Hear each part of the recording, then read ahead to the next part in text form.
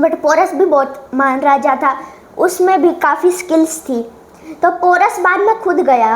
अब अलेक्जेंडर की सेना को हाथियों से लड़ने का ज़्यादा वो नहीं था, वो पोरस की सेना में काफ़ी ज़्यादा हाथी थे। तो जो पोरस था उसने हाथी मैदान पे उतार दिया, हाथियों ने उसकी सारी सेना को कुचल दिया। तो अलेक्जेंडर को लगा भाई ये तो गलत चीज़ हो रही है, कुछ तो करना पड़ेगा। फिर उसकी सेना ने क्या किया, जैसे हाथी को लिया और उसके चारों तरफ एक वो कर दिया, मतलब उसको घेर लिया। वो मशाले जलाकर उसको डरा दिया और उसकी आंख में तीर वगैरह मार के जिससे हाथी को मार दिया और हाथियों से भी वो निपट गए। बट उसमें उसकी जो वो थी आर्मी, उसका काफ़ी मतलब लॉस हुआ। उसको राजा अच्छा माना जाता है क्योंकि उसने रिलीजियस टॉलरेंस की जो इंफ्रास्ट्रक्चर था वो बढ़ाया, उसने हॉस्पिटल्स और डैम्स बनवाए और जनता को काफ़ी खुश रखा। एक शहर भी बसाया। वो जो इल्तुतमिश था वो अपने बेटों को लायक नहीं समझता था कि वो रूल कर पाएंगे। खैर उसका एक बेटा आया था रुकनुद्दीन फिरोज, जिसने सिर्फ 7 महीने तक राज किया और फिर हट गया। फिर रजिया सुल्तान ने भी 4 साल तक ही राज किया, उसके भाई ने मार दिया। तो चाइनीज सिविलाइजेशन थी। 4 मेजर इन्वेंशंस की बात कर रहे थे हम। एक तो गन पाउडर, फिर एक था कंपास, वो भी शिप जो नेवल एक्सपोर्ट इंपोर्ट होता था उसमें काफ़ी यूज़ हुआ।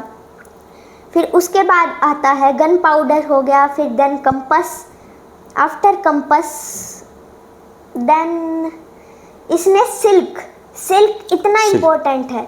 सिल्क के प्राइसेस एक बार गोल्ड से भी ऊपर चले गए थे। रोमन एम्पायर सिल्क में पूरा व्यापार होता था एक बार। हाँ, सिल्क रूट बना था। पॉवर्टी काफ़ी कम करनी चाहिए। इंफ्रास्ट्रक्चर डेवलप करना चाहिए, देन इकोनॉमी पे ध्यान देना चाहिए। चाइना का इंफ्रास्ट्रक्चर बहुत अच्छा है। यहाँ तक कि जो ओलंपिक गेम्स हैं इंडिया में इसलिए वो नहीं हुए एक बार भी क्योंकि इंडिया में इंफ्रास्ट्रक्चर इतना अच्छा नहीं है और पॉवर्टी ज़्यादा है। अब चाइना की पॉपुलेशन भले ही ज़्यादा है बट उसका एक बेनिफिट है क्योंकि उसका एरिया ज़्यादा है, तो उसमें 3 इंडिया समा सकते हैं चाइना में। और इंडिया में काफ़ी मतलब पॉपुलेशन का वो है, खैर पॉपुलेशन को तो अब हम कर नहीं सकते बट अच्छे स्कूल खुलवाने चाहिए। एजुकेशन रेट जो कि चाइना का इंडिया से काफ़ी ज़्यादा है, 97% है लिटरेसी रेट और इंडिया का 77% के आसपास है। तो एक तो उस पर ध्यान देना चाहिए। एक फिर इकोनॉमिक ग्रोथ। चाइना को माना जाता है कि कम्युनिस्ट पार्टी के अंत हुआ था 1949 या 50 में। अब चाइना मतलब इंडिया के 2-3 साल बाद आज़ाद हुआ अच्छे से। हाँ, बट फिर भी आज चाइना की इकोनॉमी है 19 ट्रिलियन, इंडिया की है 4 ट्रिलियन। तो इंडिया की इकोनॉमिक ग्रोथ काफ़ी कम है। मतलब अब कह रहे हैं कि इंफ्रास्ट्रक्चर पे डेवलपमेंट होगी बट अब उस पे काफ़ी कम वो है और पॉवर्टी रेट ज़्यादा है। ये चीज़ एजुकेशन पे काम करने की ज़रूरत है, इन्वायरमेंट पे भी बहुत काम करने की ज़रूरत है। AQI कभी-कभी तो 500 क्रॉस कर जाता है। नमस्कार दोस्तों, 5वीं क्लास में एक ऐसे आता था दोस्तों कि विज्ञान अभिशाप है या वरदान है और हर चीज़ के मेरिट डिमेरिट होते हैं। और आजकल जो मोबाइल है इसके भी फ़ायदे और नुकसान दोनों हैं और अक्सर हमारी चिंताएं इस बात को लेकर रहती है कि बच्चे मोबाइल बहुत देखते हैं और मोबाइल से पीछा छुड़ाना बहुत मुश्किल हो गया है। लेकिन आज मैं जिस बच्चे से आपको मिलाने जा रहा हूँ ये दिन में आधा घंटा मोबाइल देखता है और इसके अलावा ये किताबें पढ़ता है और हिस्ट्री में इनकी बहुत मतलब दिलचस्पी है बच्चे की। बच्चे के वीडियो मैंने इनके पापा ने भेजे थे, मुझे अच्छे लगे और मुझे इनसे मिलने की बहुत दिली इच्छा मेरी हुई। और जब मैंने इनसे बात की तो मुझे लगा कि इस बच्चे को दूसरे बच्चों से और माता पिता से मिलवाया जाना चाहिए क्योंकि ये एक एग्जाम्पल हम सब के लिए बन सकते हैं। तो हितांक अहलावत जो 5वीं क्लास में पढ़ते हैं, रोहतक के सेक्टर 14 में रहते हैं, इनसे आपको मिलवाते हैं। हितांक कैसे हो भाई? ठीक है। ठीक है? हाँ। अच्छा, मोबाइल अच्छा है कि बुरा है? मोबाइल अगर सही यूज़ करेंगे तो अच्छा है, उस पर गलत चीज़ें देखेंगे तो वो बुरा है। अच्छा, तो आपको मोबाइल कुछ खास पसंद नहीं है? खास पसंद मतलब मीडियम सा ही लगता है। मीडियम सा ही लगता है। तो आपकी जो हिस्ट्री में दिलचस्पी है, हाँ, वो कैसे बनी? वो सबसे पहले मैं KG या 1st क्लास में था, तब मेरा एक कंपटीशन हुआ था स्कूल में। उसमें मैंने मतलब जैसे सोलर सिस्टम के बारे में, एक प्ले हुआ था उसमें मैंने वो सुनाया था और मेरी फर्स्ट पोजीशन आई थी। ओके। फिर उसके बाद मेरी सोलर सिस्टम में पढ़ा मैंने उसके बारे में, उसमें इंटरेस्ट बनने लगा। उसमें एक पोयम सुनाई थी, मतलब अच्छी लंबी थी, 5-6 मिनट की, सारे अच्छा। प्लैनेट्स के बारे में। तो उसमें जैसे फिर मेरे को इंटरेस्ट बना कि ये बढ़िया प्लैनेट हैं, ऐसे वैसे हैं, तो फिर मैं उनके बारे में पढ़ता गया। फिर एक दिन मैं ऐसे वीडियो देख रहा था, उस पर कुछ मुगल एम्पायर की वीडियो आ गई। फिर मैंने अपने पापा से पूछा ये मुगल क्या थे। फिर न्यूज़पेपर भी पढ़ा था एक दिन, उसमें हुमायूं का कुछ वो बातें आ रखी थी। तो मैंने पापा से पूछा कि ये क्या चीज़ है, ये कौन थे मुगल। तो उन्होंने 6 मुगल एम्परर के नाम बताए जो ग्रेटेस्ट थे।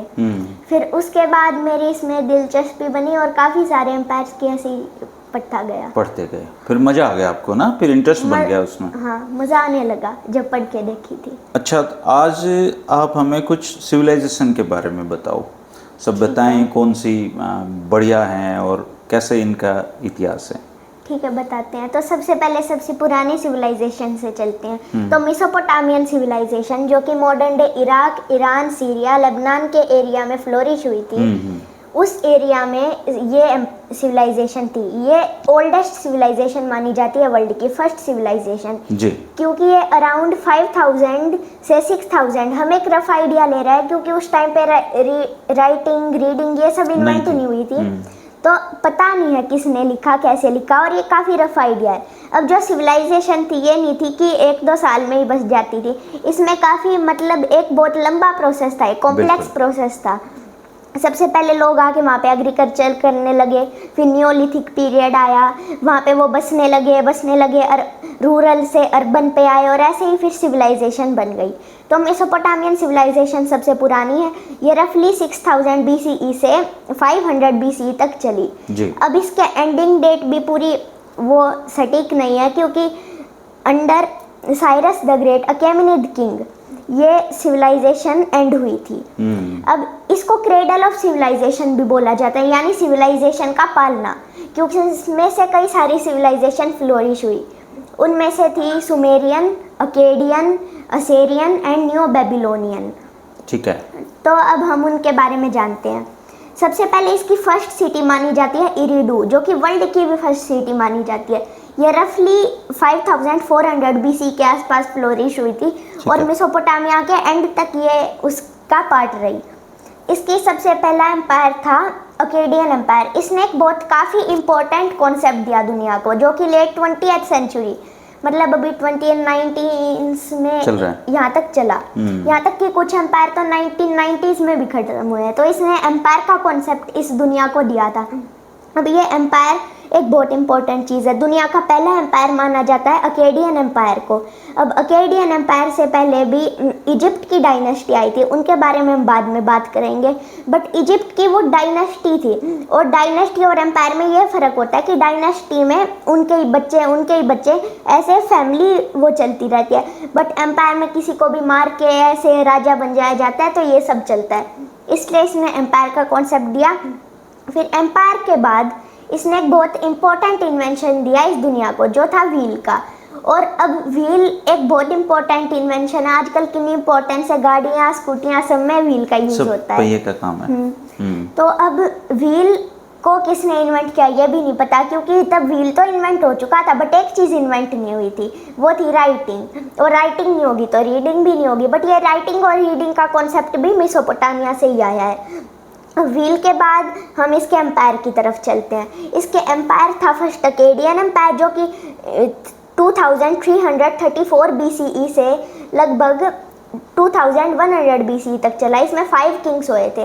इसका फाउंडर था सरगोन ऑफ अकाडा।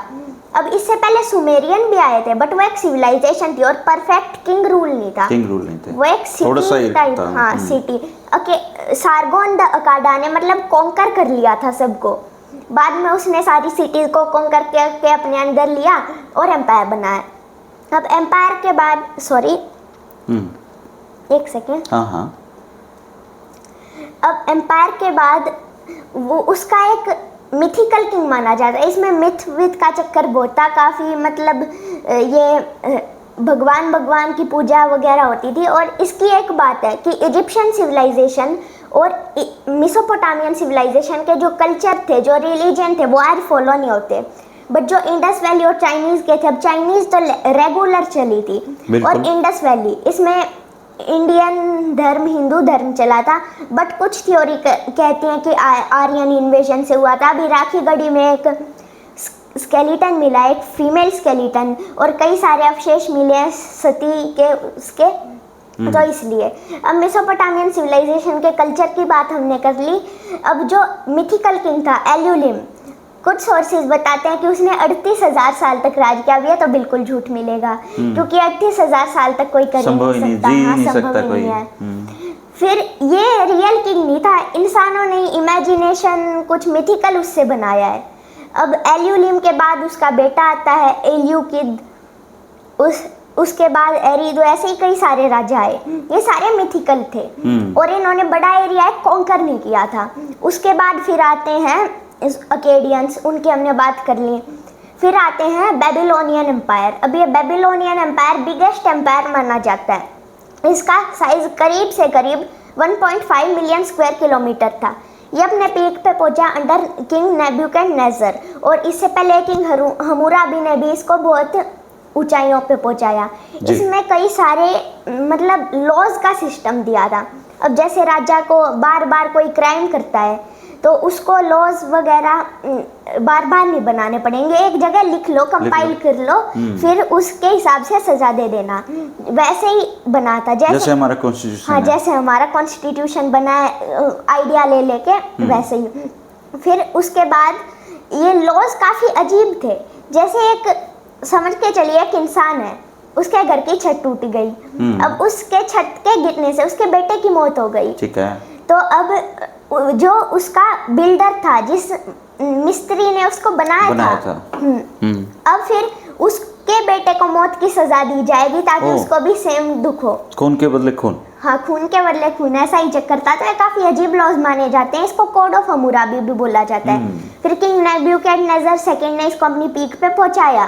उसके बाद ऐसे ही वीक रूलर्स के चलते और कुछ इंटरनल रिबेलियन कॉन्फ्लिक्ट के चलते इसका भी अंत हो गया। फिर आता है न्यू असीरियन एम्पायर, जिसका फाउंडर था अशुरबुलियत द फर्स्ट। ये तो काफी अजीब सा नाम है, क्योंकि इनके नाम वगैरह थोड़े अजीब होते थे। हाँ, अभी अशुरबुलियत के बाद आता है अशुरमणिपाल, जो कि लास्ट ग्रेट किंग था। लास्ट किंग नहीं, लास्ट ग्रेट किंग। उसके बाद सारे वीक रूलर आए।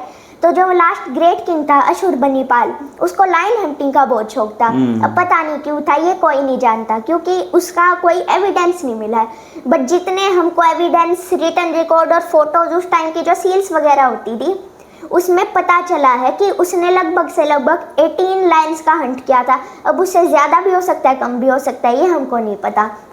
फिर उसके बाद न्यू बेबीलोनियन एम्पायर भी, न्यू असीरियन एम्पायर था, वो भी ऐसे ही ख़त्म होता गया।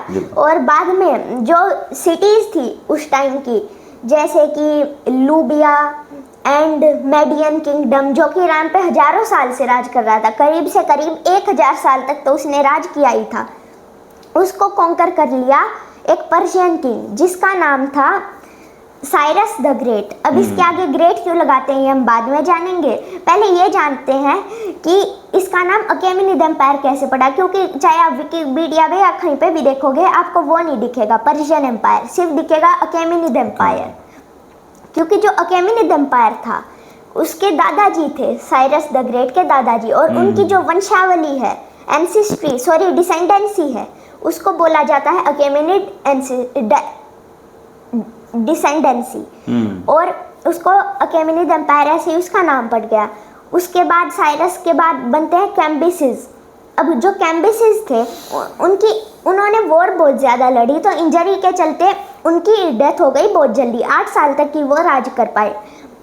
फिर कैम्बिसिस के बाद आते हैं दारियस द वन, या फिर उनको दारियस द ग्रेट भी बोलते हैं, क्योंकि उनके टाइम पे वैसे तो वो बहुत अच्छे थे, ये पर्शियन किंग्स बहुत अच्छे थे, बट इनके अंदर एक इच्छा रहती थी कि अपने एम्पायर को ज़्यादा से ज़्यादा फैलाना है।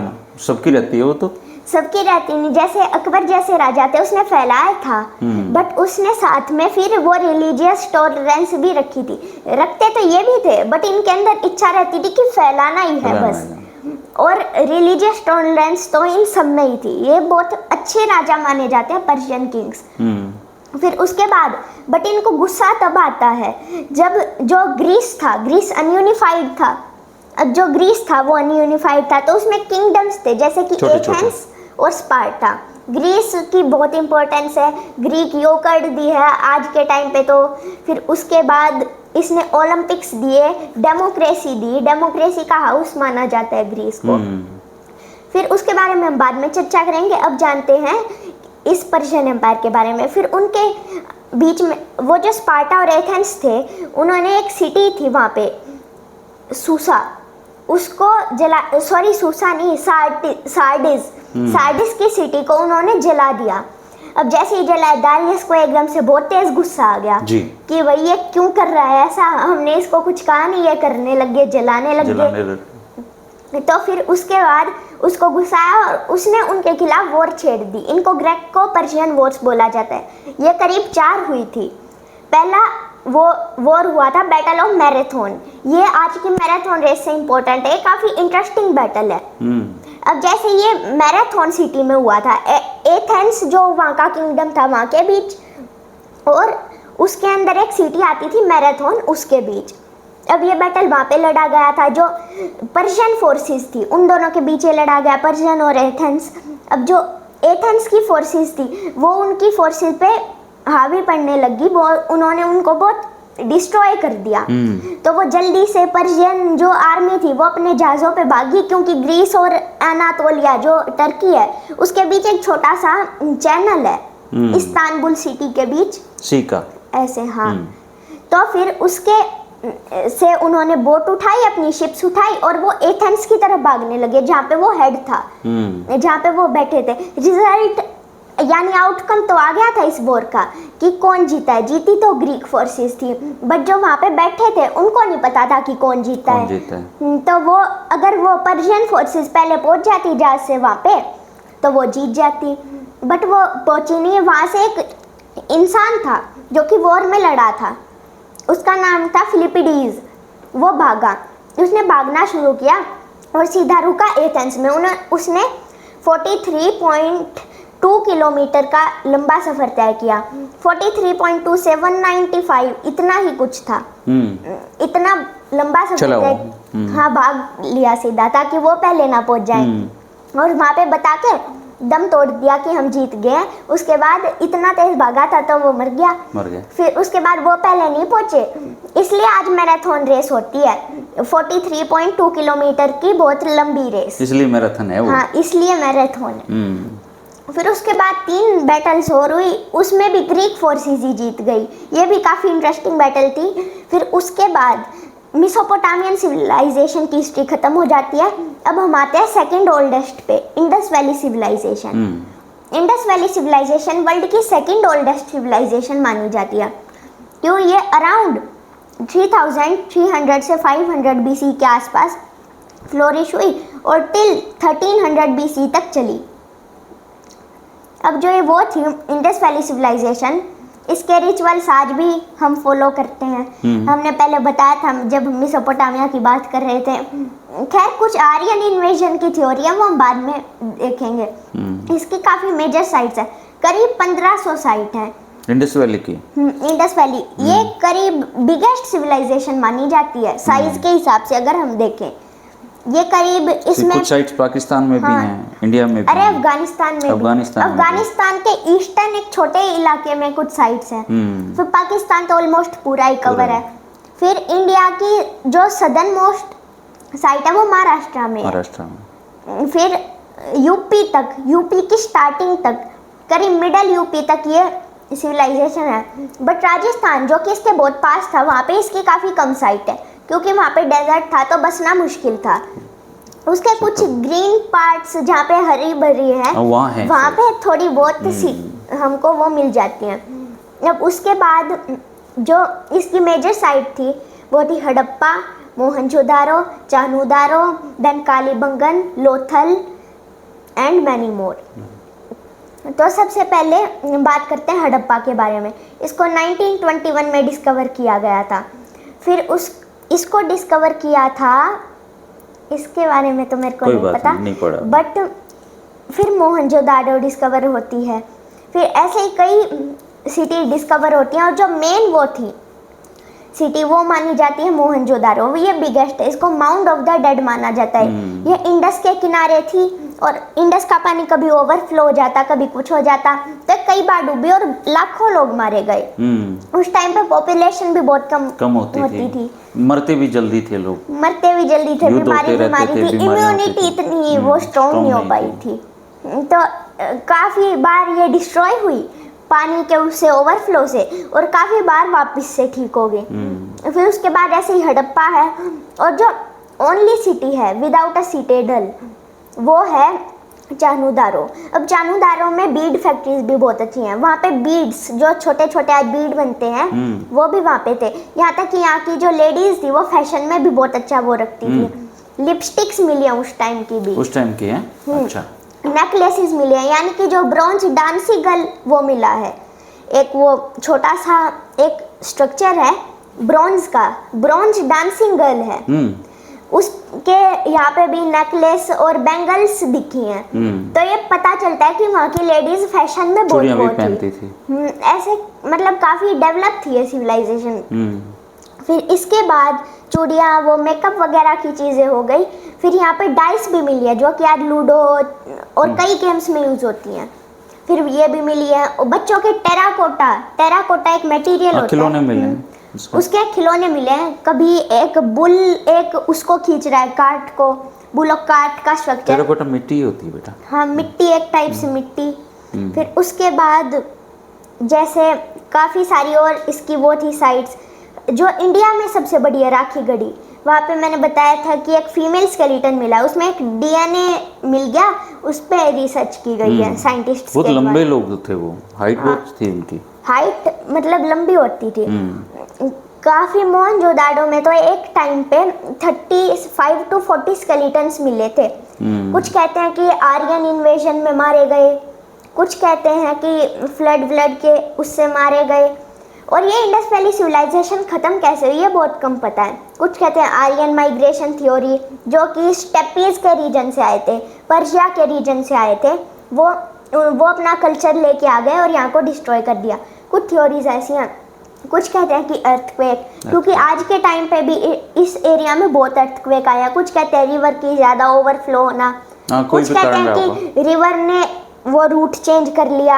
इस टाइम पे सरस्वती रिवर ड्राई अप होने लग गई। सरस्वती के तो उसमें ऋग्वेद में ज़्यादा वो मिलते हैं, वेदों में 71 टाइम उसका जिक्र हुआ है सरस्वती का। फिर इंडस वैली सिविलाइजेशन मतलब सबसे समृद्ध सिविलाइजेशन मानी जाती है, इतनी इनका कल्चर बहुत अच्छा था।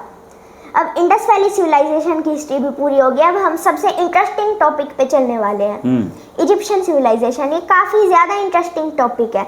इसमें मतलब काफ़ी पानी तो नहीं, फिर एक काफ़ी स्टोरी लाइक वो है। सबसे पहले इसकी 4 एराज है, pre dynastic Egypt, old kingdom, middle kingdom and new kingdom. इसमें 31 डायनेस्टीज ने रूल किया और करीब 3150 BC से 30 BC मतलब 3000 साल तक चली। या मतलब कोई ये किंगडम इतना लंबा चल जाता है कि उसके लास्ट राजा को ये पता ही नहीं था कि हमारे किंगडम को फर्स्ट राजा कौन था। और फर्स्ट डायनेस्टी आते हैं, उसमें कई सारे राजा थे, नारमर, देन होर आहा, एंडिजेब, समरखेत एंड देन दजेत। लास्ट था कुआ, QAA। ये थोड़ा काफ़ी अजीब नाम है, कुआ तो आजकल वो पानी उससे तो वैसे वो ये भी होगा कि बहुत गहराई वाला राजा होगा वो। गहराई वो तो कुछ भी हो सकता है। इसके एविडेंसेस भी बहुत कम है, रिटन रिकॉर्ड मिले हैं। फिर उसके बाद सेकेंड डायनेस्टी आती है और फिर थर्ड आती है। थर्ड के लास्ट राजा थे खाबा एंड उनके बेटे हुनी। फिर उनके बेटे सेनीफ्रू ने एक नई डायनेस्टी फाउंड कर दी जिसका नाम था फोर्थ डायनेस्टी। इनके मतलब ऐसे नाम ही होते थे, फर्स्ट, सेकंड, थर्ड, फोर्थ ऐसे ही बोलते हैं हम, नाम मिले भी नहीं है। फिर जो वो थे सेनीफ्रू, उनका पिरामिड में काफ़ी अच्छा वो माना जाता है कंट्रीब्यूशन। उन्होंने 3 पिरामिड बनाए। फर्स्ट पिरामिड इजिप्ट का बनाया था किंग जोसर ने, जिनको दजोसर भी कहते हैं। ये थर्ड डायनेस्टी के राजा थे। इन्होंने बनाया था स्टेप पिरामिड ऑफ दजोसर, ऐसे सीढ़ी नुमा सा एक वो पिरामिड बहुत फेमस है। फेमस वैसे तो सूडान में इजिप्ट से ज्यादा पिरामिड है, बट वो इतने फेमस नहीं है, कोई छोटे हैं कोई टूट रखे हैं, ऐसे हैं, बचे नहीं है ज़्यादा। हाँ ज्यादा बचे नहीं है, और उनका इतना आर्किटेक्चर इतना ज्यादा अच्छा नहीं है। फिर उसके बाद जो इजिप्ट की डायनेस्टी थी फोर्थ, उसमें सेनेफ्रू के बेटे थे खुफू के लिए बनाया गया था ग्रेट पिरामिड ऑफ गीजा। ये पूरा मतलब ऐसे कॉम्प्लेक्स है बहुत बड़ा, इसमें 6 पिरामिड है, 3 बहुत छोटे हैं और 3 बड़े हैं। सबसे बड़ा है खुफू का, जो माना जाता है कि उनकी कब्र दफनाने के लिए बनाया गया। ये मम्मीफिकेशन करते थे, मम्मीज बनाने में बिलीव करते थे आफ्टर लाइफ में। अभी मिलती हैं, अभी काफी मिली है, एक तो लेटेस्ट मिली है 2025 में या 4 में, रेमेसिस द आई थिंक 6th की। ये अनुमान लगाया जा रहा है कि वो रेमेसिस 6th की है। अब वैसे ये गीजा पिरामिड कहा जाता है कि खुफू के लिए बना, बट किसी में भी मम्मीज नहीं मिली उनकी। यहाँ तक ये कहते हैं कि मम्मीफिकेशन होती थी, एक लॉन्ग प्रोसेस था वो, एक मतलब पिरामिड में होती थी, बट आज तक काफी कम या फिर बिल्कुल नहीं, ऐसे मतलब किसी भी पिरामिड के अंदर नहीं मिली कोई मम्मी। हाँ कोई भी मम्मी, मतलब जैसे एक किसी कॉम्प्लेक्स या किसी गड्ढे वड्ढे में ऐसे ही एक मतलब स्ट्रक्चर सा बना देते थे, वो पिरामिड में काफी कम मिली है या फिर नाम मात्र मिली है बिल्कुल। फिर उसके बाद खुफू के बाद खाफरे का, फिर मेंकोरे का, ये इनके मतलब ये इनके सक्सेसर थे, इनके बाद ये राजा बने थे। जैसे खुफू का सबसे लंबा, फिर खाफरे का उससे छोटा, फिर मेंकोरे का। 3 छोटे भी मिले हैं, G1, G2 और G3। ये माना जाता है कि खुफू की वाइफ, उनकी मम्मी, उनके बच्चों के लिए, मतलब ऐसे और बच्चे जो थे उनके लिए बनाए गए हैं।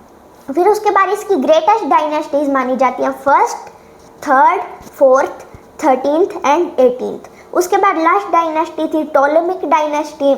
जो टोलेमी डायनेस्टी थी उसकी लास्ट रानी थी क्लियोपेट्रा। बहुत ही फेमस कैरेक्टर है हिस्ट्री का क्लियोपेट्रा। हाँ, क्लियोपेट्रा काफी सारा बुक भी लिखी गई है क्लियोपेट्रा के ऊपर। फिर क्लियोपेट्रा टोलेमिक डायनेस्टी की आखिरी रानी थी, इजिप्ट की भी आखिरी रानी थी। कुछ पढ़ा क्लियोपेट्रा के बारे में, कैसी रानी थी क्लियोपेट्रा के बारे में? मतलब जैसे इजिप्शियन रूलर्स की सारी टाइमलाइन देखी थी, तब नाम देखा और कई बार इसका सुनने को मिल जाता है। पढ़ना बहुत ही इंटरेस्टिंग कैरेक्टर है। क्लियोपेट्रा आखिरी रानी थी। टोलेमिक डायनेस्टी, जो है टोलेमिक डायनेस्टी थी, जैसे सिकंदर का एम्पायर था, सिकंदर मान का, अलेक्जेंडर द ग्रेट मैसिडोनियन एम्पायर, वो स्टार्ट हुआ था मैसिडोन से, एक ग्रीक्स की छोटी सी वो थी एक पार्ट, जैसे एथेंस और स्पार्टा थे, बट उसने उन सबको एनेक्स कर लिया और इंडस रिवर तक पोरस के साथ युद्ध हुआ था, उसको हरा के फिर वो चला गया वापस। फिर उसको मलेरिया वगैरह हो गया था, मर गया वो वहाँ जाके। 12-13 साल घायल हो गया था इधर भी। 12-13 साल में ही एम्पायर स्टार्ट करके ख़त्म भी हो गया। उसका एम्पायर कुछ पार्ट्स में बट गया था। एक तो सेल्यूकस निकेटर, जिसकी चंद्रगुप्त मौर्य के साथ बहुत लड़ाइयाँ हुई, उसके बारे में बाद में डिस्कस करेंगे एम्पायर के टॉपिक पे जब आएंगे। तो सबसे पहले इजिप्ट पे थे हम। क्लियोपेट्रा जो जैसे वो सेल्यूकस निकेटर का एम्पायर बटा था ना, उसमें से एक पार्ट बट गया टोलेमिक डायनेस्टी। फिर उसके फर्स्ट राजा थे पोटलमी द फर्स्ट। फिर ऐसे ही आते गए और पोटलमी 10 तक थे। फिर ऐसे ही रोमन इन्वेजन में वो आ गया इजिप्ट, और ऐसे ही वो ख़त्म होगी इजिप्शियन सिविलाइजेशन। अब एक बहुत इम्पोर्टेंट काफ़ी फेमस नाम है इजिप्ट का फेरो, टूतनखामुन। वो एट द एज ऑफ 8 बना था और 18 पे उसकी डेथ हो गई थी। वो फर्स्ट राजा है जिसकी मम्मी मिली है। फिर जो तूतनखामुन था उसकी जल्दी डेथ होगी, वो 18 डायनेस्टी का राजा था। फिर उसके बाद काफ़ी वीक डायनेस्टी आई।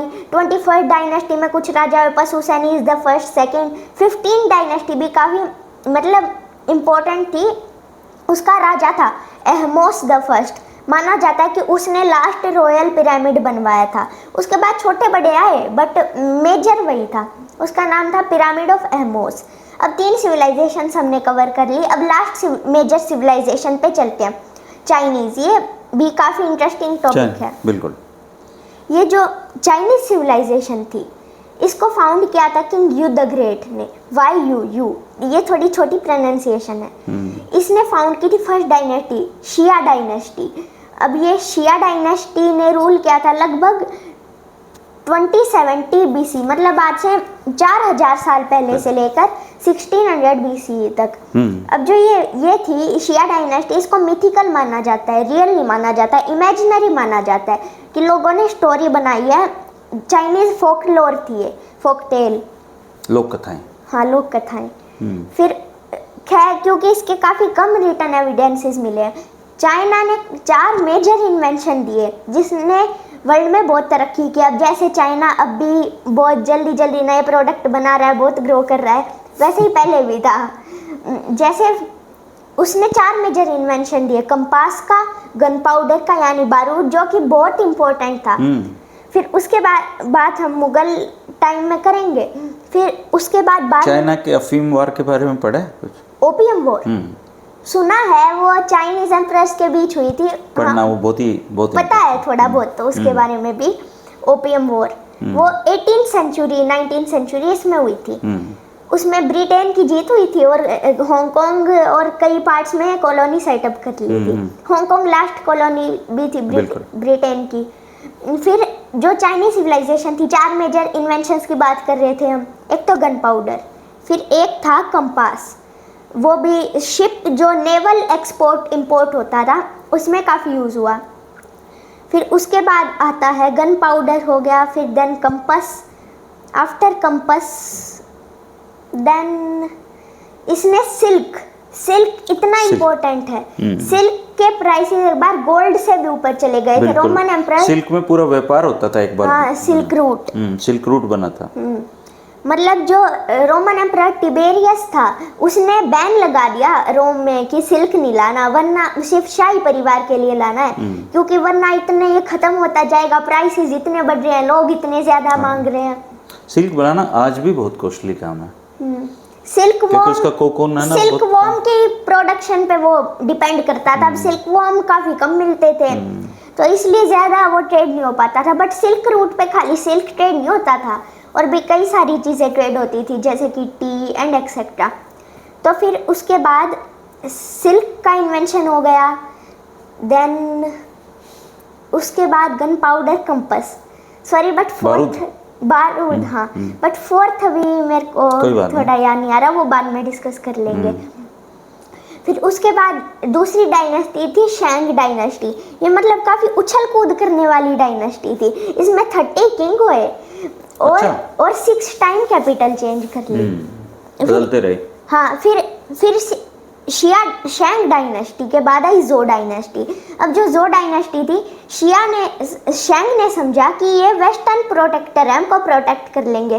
बट इन्होंने सोचा जो प्रोटेक्टर हैं उन्होंने उस पर हमला कर दिया और खुद गद्दी पे बैठ गए। लॉन्गेस्ट रूलिंग डायनेस्टी थी, करीब 800 ईयर तक राज किया। इसने 2 मेजर पर्सनैलिटी दी थी। सुन त्जू, उनकी बुक भी है आर्ट ऑफ वॉर, एंड जिस पे अभी चाइना पूरा चलाता है, पूरा वो चलाता है अपनी आर्मी के सारे, वो उसके सारे रूल फॉलो करता है। हाँ, उसी पे लेता है चाइना। फिर उसके बाद आता है कन्फ्यूशियस। कन्फ्यूशियनिज्म उन्होंने सोचा था कि कन्फ्यूशियनिज्म मतलब सबको इक्वल राइट मिलने चाहिए, मतलब स्लेविक कल्चर ऐसे नहीं होना चाहिए। बट वो अपने टाइम से काफ़ी आगे की बात कर रहे थे, जाके मिसोपोटामिया वगैरह में। खैर उस टाइम तक तो शायद अकेमेनिड एम्पायर आने ही वाला था, मिसोपोटामिया के लास्ट दिन थे। मिसोपोटामिया स्लेव रखने की तो पूरी क्लास बना दी थी, जाति बना दी थी। एक सबसे नीचे जो मेन राजा वगैरह होते थे उनका पूरा हक होता था स्लेव के उस पे, वो उनको मारते पीटते, बिल्डिंग का काम करवाती, ये सब गुलाम रखते थे उसमें। हाँ, गुलाम वगैरह का चक्कर बहुत ज़्यादा था। फिर जो डायनेस्टी ने 800 साल तक राज किया। फिर इसके बाद आई ये 6 मतलब वॉरिंग स्टेट्स थी।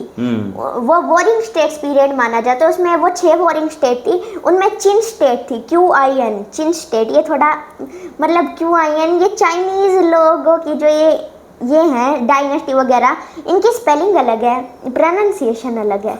हाँ, इनकी मंदारिन भी बहुत टफ लैंग्वेज है। मंदारिन सबसे टफ है वर्ल्ड की, मतलब सबसे टफ मानी जाती है मंदारिन चाइनीज़। फिर उसके बाद 6 वॉरिंग स्टेट में जो चिन स्टेट थी वो उभर के आई और उसने सारी वॉरिंग स्टेट को शांत कर दिया और कंबाइन कर दिया और अपनी चिन स्टेट बना दी। ये उसका पहला, उसने 15 साल तक राज किया, 15-20 साल तक, और इसमें 2 राजा हुए। पहला था चिन शी हुआंग। ये फर्स्ट राजा था चाइना का, ठीक है। जो कि मतलब यूनिफाइड चाइना का राजा था। उससे पहले ये चिन जो वगैरह ये डायनास्टीज आई, बट इन्होंने अपने एम्पायर के अंदर स्टेट रखी हुई थी और वो स्टेट कभी भी भाग के चली जाती, अपना एम्पायर सेटअप कर देती। तो ये इसने स्टेट वेट का चक्कर नहीं किया, सीधा एक हेड पावर बना दी, वही सारे उसको गवर्न करती थी जी। फिर चिन शी हुआंग में चिन डायनेस्टी ने ग्रेट वॉल ऑफ चाइना बनाई, दी बिगेस्ट वॉल है वर्ल्ड की। कुछ कहते हैं कि ये स्पेस से भी दिखती है, बट ये पूरा सच नहीं है। ये पूरे आउट मतलब नदन चाइना पे फैली हुई है, ताकि जो चाइना है उसको प्रोटेक्ट किया जा सके आउटर इन्वेजन से। बट ये काफ़ी बकवास आइडिया था, इससे कभी कुछ हो नहीं पाया ऐसा, क्योंकि दीवार को तो कोई भी तोड़ के अंदर घुस जाता। फिर चिन स्टेट के बाद, चिन डायनेस्टी के बाद चाइना मतलब अनयूनिफाइड टाइप सा ही हो गया। मतलब काफ़ी सारी छोटे छोटे टाइम तक राज करने वाली डायनेस्टी आई, जैसे कि जिन डायनेस्टी, सोंग डायनेस्टी, सुई डायनेस्टी एंड मैनी मोर। फिर जो उसके बाद मेजर डायनेस्टी आती है वो थी युआन डायनेस्टी। मंगोल एम्पायर की बात बिल्कुल तो नहीं की, मंगोल एम्पायर बहुत बड़ा एम्पायर था, सेकंड बिगेस्ट एम्पायर। मंगोल तो यहाँ भी हमला करने आते थे अपने, मतलब इतना बड़ा हो गया था कि वो मतलब साइड में चाइना के बॉर्डर से लेकर ईस्ट में यूरोप और अफ्रीका के बॉर्डर तक पहुंच गया था। वर्ल्ड का सेकंड बिगेस्ट एम्पायर ब्रिटेन के बाद। अब ब्रिटेन के अंदर तो वर्ल्ड का 1/4 हिस्सा आता था, मतलब एक सर्कल ड्रॉ कर दो, उसमें ये ब्रिटेन का, बाकी और देश का। इतना बड़ा हो गया था। उसके बाद मंगोल एम्पायर ने 4 पार्ट में डिवाइड कर दिया था। वो थे इल खानते, जो कि ईरान के पार्ट पर राज कर रही थी। चांगताई खानते, वो चांगताई खानते ही थी जिन्होंने दिल्ली सल्तनत के टाइम पे इन्वेड किया था। फिर एक युआन डायनेस्टी, जहाँ पे मेन रेजिडेंस था वहाँ के राजा का, वही उनको कंट्रोल करता था। वैसे तो इन जो ये वो बटे हुए थे इनके पार्ट, इनमें मतलब हर उसका अलग राजा होता था, बट मेन जो था वो युआन डायनेस्टी का ही था, वो इन सबको कंट्रोल करता था। फिर उसके बाद आती है गोल्डन हॉर्दे, जो यूरोप का पार्ट संभालती थी। ये 6 to 6.5 मिलियन स्क्वायर किलोमीटर के एरिया में फैली हुई थी। अब जो ये थी युआन डायनेस्टी, ये भी बहुत बड़ी थी। ये चाइना की सेकंड बिगेस्ट डायनेस्टी मानी जाती है। फिर उसके बाद जैसे जैसे मंगोल वो ख़त्म होते गए और इनका इन्फ्लुएंस वो ख़त्म होता गया, फिर जो एक मिंग डायनेस्टी आई, उसने हरा के ये युआन डायनेस्टी को मतलब वो ख़त्म कर दिया और खुद गद्दी पे बैठ गए। इनके टाइम पे जीडीपी बहुत बड़ी थी। मुगल एम्पायर और ये मतलब वर्ल्ड का 25% कंट्रीब्यूट करते थे। फिर ब्रिटिशर्स सारा लूट के चले गए थे, उससे इंडिया की सारी दौलत वगैरह सब खत्म होगी। फिर जो वो थी मिंग डायनेस्टी, मिंग डायनेस्टी का कंट्रीब्यूशन है ग्रेट वॉल ऑफ चाइना पे। इसने मतलब ग्रेट वॉल ऑफ चाइना में सबसे ज़्यादा लेंथ एडिशन किया। फिर मिंग डायनेस्टी के बाद आती है आखिरी डायनेस्टी, किंग डायनेस्टी। इसको 1912 में ख़त्म कर दिया गया था एम्परर पुई के द्वारा। मतलब एम्परर पुई लास्ट राजा थे। ब्रिटिश इन्फ्लुएंस ने भी इसको काफ़ी वीकेंड कर दिया। अब इसके फर्स्ट राजा ने 1644 ईयर इस साल में इस एम्पायर की फाउंडेशन की। ये मॉडर्न डे मंचूरिया के रीजन में फ्लोरिश हुई थी। अब मंचूरिया का रीजन तो जैसे एक मंचूरियन एक डिश भी है। इंडिया के चाइनीज़ रेस्टोरेंट में चाइनीज़ मसाले खाते हैं लोग, खूब खाते हैं। फिर उस एरिया में ये फाउंड हुई और इन्होंने मिंग डायनेस्टी को हरा के खुद गद्दी पे बैठ गए। ये बिगेस्ट डायनेस्टी थी चाइना की। ये करीब इतनी साइज में बड़ी हो गई थी कि ग्रेट वॉल ऑफ चाइना से भी आगे तक निकल गई थी ये। Mongolia, parts of Russia, then Nepal, मतलब नेपाल पे इनका इन्फ्लुएंस था अच्छा। Then parts of Kazakhstan. ये 14 मिलियन स्क्वायर किलोमीटर में फैल गई थी। वर्ल्ड का 5th बिगेस्ट एम्पायर माना जाता है इसको। फिर इसमें ओपियम वॉर्स भी। ओपियम एक अल्कोहल टाइप का वो होता है सब्सटेंस। ब्रिटिशर्स उसको ट्रेड करना चाहते थे, बट जो किंग राजा थे वो ये चाहते नहीं थे कि हमारे में ये सब वो होना चाहिए। तो ओपियम वॉर्स हुई थी। अब जो ओपियम वॉर्स थी उसमें किंग डायनेस्टी की हार हुई और वो वीक हो गई एकदम से। बट इनकी जो इकोनॉमी थी वो बहुत बड़ी थी। मुगल एम्पायर जितनी ही हो गई थी, एक टाइम पे तो पीछे छोड़ दिया था, क्योंकि मुगल एम्पायर से बहुत साल पहले फाउंड हुआ था। ये किंग डायनेस्टी थी, ये एंड हुई 1912 में। इनका राजाओं का मेन रेजिडेंस था समर पैलेस, जो कि फॉरबिडन सिटी में है। जब ये अंत हुई थी 1912 में अंडर एम्परर पुई, तब तो पुई 6-7 साल का ही था, उसको जल्दी राजा बना दिया गया। उसके फादर की जल्दी डेथ हो गई थी, तो वो तो बच्चा था, कुछ कर नहीं सकता था। तो वो जो किंग डायनेस्टी का इन्फ्लुएंस सिर्फ फॉरबिडन सिटी तक रह गया और ऐसे ही उसको ख़त्म कर दिया गया। तो हमने चाइनीज सिविलाइजेशन की हिस्ट्री भी ख़त्म कर ली। आज की वीडियो बस इतना ही बनाना चाहूँगा। अच्छा हितांक, कुछ आपने एम्पायर के बारे में भी पढ़ा है?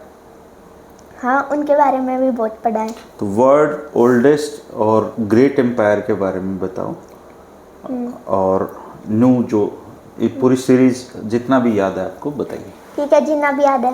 तो फर्स्ट एम्पायर अकाडियन एम्पायर था, हमने सिविलाइजेशन की वीडियो में पढ़ लिया। तो वो सारे एम्पायर छोड़ के हम इंडिया के ओल्ड एम्पायर पे चलते हैं। हमने वो साइरस द ग्रेट का एम्पायर भी कवर कर लिया, क्योंकि वैसे तो वो मौर्यन एम्पायर से पहले आया था, बट अब हम बात करेंगे मौर्यन एम्पायर के बारे में और अलेक्जेंडर द ग्रेट के एम्पायर के बारे में, उसके बारे में डिटेल में। तो अलेक्जेंडर द ग्रेट के एम्पायर फाउंड किया था राजा फिलिप ने, फिलिप द सेकंड। वो उसके फादर थे। एक मैसिडोन प्रांत था ग्रीस का, वो आगे एक्सपेंड कर पाते, इसी से पहले उसकी डेथ हो गई। तो जो वो था अलेक्जेंडर द ग्रेट, उसको काफ़ी मतलब यंग एज में राजा बना दिया गया। अब यंग एज में राजा बनने के कारण, खैर वो यंग एज में राजा तो बना था, बट उसमें स्किल्स बहुत ज़्यादा थी। उसने एरिस्टोटल, जिनको अरस्तु भी कहते हैं, उनसे ट्रेनिंग ली थी। एरिस्टोटल के फिर गुरु थे प्लेटो एल्यूकिदेत, और उनके गुरु थे सुकरात। हाँ, सुकरात।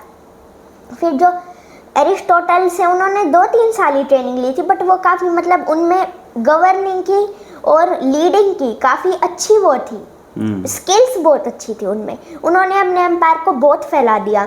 और जो साइरस द ग्रेट का एम्पायर था, आर्किमिडीज एम्पायर, उसके लास्ट राजा दारियस द 3 को हरा के उसके सारे एरिया को अपने अंडर ले लिया, एनेक्स कर लिया। वो सारा एरिया उसके अंदर आ गया।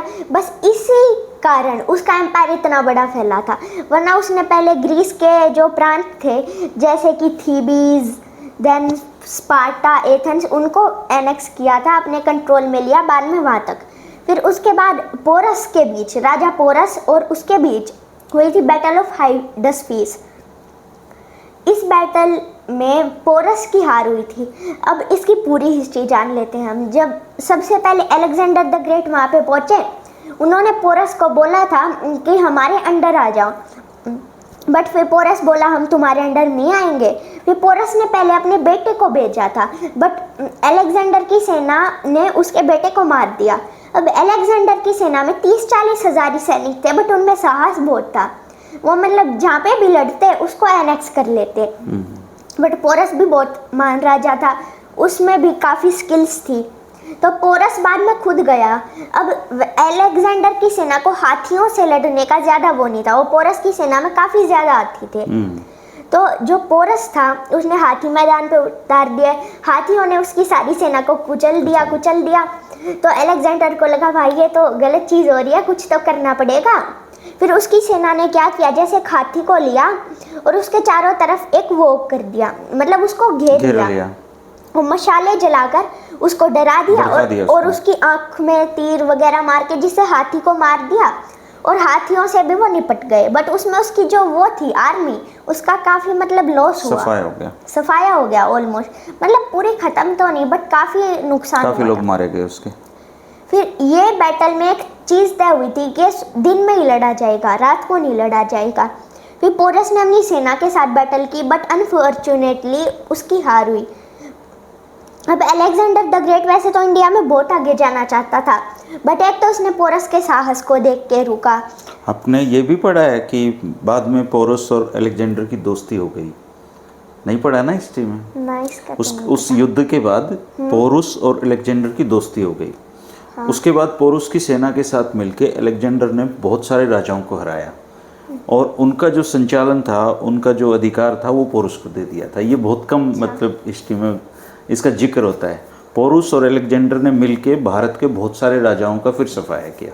हाँ, फिर सफाया तो किया था, और उसने उसका साहस देके, एक उसकी आर्मी के कमांडर बोले कि हम वापस घर जाना चाहते हैं, हम अब थक चुके हैं बहुत। हम आपका कुमांडरों में भी लड़ाई होगी थी उस बात को लेके। और उसने एक फियर से डरा था, नंदा डायनेस्टी के फियर से। राजा था धनानंदा, उसका नाम धनानंदा इसलिए पड़ा था क्योंकि उसको धन का बहुत शौक था, लोगों को ऐसे ही वो लूटता, बहुत टैक्सेस बढ़ा देता, इसलिए उसका नाम धनानंदा पड़ा। और उसकी सेना, धनानंद की सेना अलेक्जेंडर की सेना से 5 गुना बड़ी थी, वो बहुत ज़्यादा हाथी थे। उस टाइम की एशिया क्या वर्ल्ड की ही सबसे बिग एम्पायर था नंदा एम्पायर का। मतलब बिग तो नहीं, साइज में तो वो छोटा था, बट उसकी आर्मी सबसे बड़ी थी, पावरफुल थी, इसलिए वो उसके फियर से वापस चला गया। फिर ऐसे ही वो इजिप्ट की तरफ बढ़ रहा था, तभी बेबीलोनिया के रीजन में उसको कुछ कहते हैं बीमारी हुई, कुछ कहते हैं उसको पॉइजन दे दिया गया। इसका एक्यूरेट जवाब नहीं है, बट ऐसे ही कुछ कहते हैं घायल हो गया था वो। हाँ घायल, क्योंकि गाँव था वो भरा ही नहीं उसका, ऐसा कुछ कहते थे। वो काफ़ी बड़ी बड़ी लड़ाइयाँ लड़ी तो वो घाव रह जाते थे। फिर उसके बाद अलेक्जेंडर द ग्रेट का राज 12 साल तक ही चला, वो 32 की एज में फिर मर गया था। फिर उसके बाद हम मौर्यन एम्पायर के बारे में जानते हैं। उसका एम्पायर तो जैसे टुकड़ों में बढ़ गया था, Seleucid Nicator, then Ptolemaic dynasty and many more. जो मौर्यन एम्पायर था वो ईस्ट में स्टार्ट हुआ था, पंजाब गुजरात के रीजन में, और फिर वो एक्सपेंड कर रहे थे उस साइड, वहाँ पे थी नंदा डायनेस्टी। अब चाणक्य ने चंद्रगुप्त मौर्य को ही क्यों चुना, ये काफ़ी इंटरेस्टिंग टॉपिक है। मतलब ऐसी कहानियों में हमें सोर्स मिलता है कि जो वो थे चाणक्य, वो एक बार उसके कोर्ट में गए थे धनानंद के, कि हमको वो वेस्टर्न उनसे, वो तक्षशिला यूनिवर्सिटी के स्कॉलर थे, वहीं पे पढ़े थे, वो उस एरिया में जैसे रहते थे, तो वो धनानंद के पास गए कि हमको ये वेस्टर्न प्रोटेक्टर जो ये मतलब इन्वेड कर रहे हैं, हम इनसे परेशान हो चुके हैं, हमको बचा लो। बट धनानंद ने उसकी काफ़ी बड़ी बेइज्जती करके उसको भगा दिया वहाँ से। फिर चाणक्य थे, वो गुस्से में जा रहे थे और उन्होंने ठान ली थी बिल्कुल कि मैं धनानंद को ख़त्म करके रहूंगा, बर्बाद करके मानूंगा। वो चोटी, बिल्कुल कहते चोटी खोल ली थी उन्होंने अपनी। ऐसी कहानियाँ हैं। हाँ, कहानियाँ इनका काफ़ी कम सोर्स मिलता है। फिर ऐसे वो एक बार जा रहे थे, वहाँ पे चंद्रगुप्त मौर्य खेल रहा था, ये कहानी है, पूरा सीरियल है उस पर। हाँ, वो खेल रहा था कि अपने दोस्तों के साथ खेल रहा था। चंद्रगुप्त मौर्य को राजा का रोल मिला था। अब वो जो उसके दोस्त थे, वो उसके सैनिक वगैरह बने थे, वो बोले राजा जी, वो शहर में, साम्राज्य में काफ़ी भुखमरी फैल रही है। तो उसने, चंद्रगुप्त मौर्य ने 5 कोड़े तो अपनी प्रजा को मारे और 10 खुद को मारे। फिर चाणक्य ने पूछा आपने खुद को 10 क्यों मारे? फिर चंद्रगुप्त मौर्य का जवाब आया कि वो राजा जिसके अंडर इतनी भुखमरी फैल रही है तो सारी उसकी गलती है, इसलिए उसने खुद को 10 कोड़े मारे। और जो वो थे चाणक्य, वो इससे काफ़ी खुश हुए, उनको लगा इस बच्चे में कुछ तो खास है। फिर वो उसको अपने साथ ले गए। उनकी माँ कहा जाता है मूरा थी, मूरा, और उन्होंने भी शायद उनको अडॉप्ट किया था। उनके फादर एक मतलब सैनिक थे, वो वॉर्स में मारे गए थे, वो चंद्रगुप्त मौर्य थे। फिर उन्होंने मतलब जैसे उन्होंने उसको अडॉप्ट कर लिया, चाणक्य ने चंद्रगुप्त को अडॉप्ट कर लिया मूरा से, और उसको ट्रेनिंग देने लग गए धनानंद को ख़त्म करने के लिए। और जो वो था चंद्रगुप्त, वो भी चाणक्य की काफ़ी रिस्पेक्ट करता था, उसको काफ़ी इज्जत देता था। तो एक टाइम पे पहले तो वो लड़ चुके थे धनानंद के साथ, बट धनानंद की सेना इतनी बड़ी थी कि वो हमेशा हार जाते थे। छोटे मोटे राजा से वो हेल्प लेते, बट उनकी आर्मी धनानंद की आर्मी के आगे हमेशा हार जाती। फिर एक बार वो गए थे अपने एक शिष्य की तरफ, मतलब उनका एक वो था स्टूडेंट, वहाँ पे वो गए थे और वहाँ पे खिचड़ी की दावत रखी थी उसने। फिर जो वो था, उसने, जो स्टूडेंट था उनका, उसने एकदम से हाथ लगा दिया खिचड़ी पे बीच में, जिससे उसका हाथ जल गया। फिर उसकी मम्मी ने उसको डांट दिया कि तुम ऐसे हाथ साइड से खाओ, बीच में पहले मत खाओ वरना गरम लग जाएगा। तो चाणक्य ने इसका फ़ायदा उठा के साइड के जितने भी साम्राज्य थे उन सब से बहुत अलायंस ऐसी सेम कहानी बाबर के बारे में भी कही जाती है। ऐसे अलायंस बनाए, बहुत बड़ी सेना लगा ली और धनानंद के वास्ट नंदा एम्पायर को डिस्ट्रॉय कर दिया कम्प्लीटली, और अपना मौर्यन एम्पायर बना दिया। ये इंडिया का भी बिगेस्ट एम्पायर माना जाता है। ये मतलब वर्ल्ड के टॉप 10 जो मोस्ट इन्फ्लुएंशियल एम्पायर थे ना, उनमें से एक था। उनमें से 8th रैंक पे शायद इसको कहा जाता है, क्योंकि इसने बुद्धिज्म के स्प्रेड में, अशोक ने कलिंग के युद्ध में वो हरा के, शायद अशोक पहला राजा माना जाता है जो वो युद्ध में जीत के खुशी नहीं दुख मना रहा था। तो फिर चंद्रगुप्त मौर्य ने सेल्यूकस निकेटर के साथ लड़ाइयाँ लड़ी। चंद्रगुप्त मौर्य ने सबसे ज़्यादा एक्सपेंड किया था एम्पायर को। मौर्यन एम्पायर मतलब इंडिया का भी बिगेस्ट एम्पायर माना जाता है, अराउंड 5 मिलियन स्क्वायर किलोमीटर। इसके अंदर सारा अपने पीक पे India, Pakistan, Afghanistan, even eastern Iran के पार्ट, नेपाल, भूटान, बांग्लादेश और ईस्टर्न म्यांमार भी आता था। अब ऐसा नहीं है कि अफगानिस्तान पूरा, उस टाइम के मतलब काफ़ी डिस्प्यूट्स हैं, उस टाइम का एग्जैक्ट मैप क्या था वो तो पता नहीं, तो इसलिए वो हम अनुमान लगाते कि इतना ही था। और जो वो थे जेम्स प्रिंसेप, उन्होंने मतलब एविडेंस फाउंड किए थे कि कोई अशोक था जिसने ईरान से म्यांमार तक राज किया था। फिर उसके बाद चंद्रगुप्त मौर्य ने सेल्यूकस निकेटर के साथ लड़ाई की, बट जो सेल्यूकस निकेटर था वो हमेशा हार जाता, तो उसने इससे परेशान होकर अपन उससे अलायंस बना ली, उससे दोस्ती कर ली और बोला अब और लड़ाई वलाई नहीं करेंगे, अब शांत बैठ जाते हैं, दोस्ती कर लेते हैं। तो जो उसने अपनी बेटी की शादी ये करवा दी चंद्रगुप्त के साथ, हेलेना नाम था उसका। हेलेना का बेटा था जस्टिन। अब वो बिंदुसार की माँ को थी, वो हम बाद में बात करेंगे। फिर सेल्यूकस निकेटर ने उसको काफ़ी सारे घोड़े हाथी गिफ्ट में दिए चंद्रगुप्त को, जिससे वो भी बहुत खुश हो गया और उसने काफ़ी अच्छी गहरी अलायंस बना ली। अब हेलेना का बेटा था जस्टिन, और जो बिंदुसार था जो कि अगला राजा बना, उसकी माँ का नाम था दुर्धारा।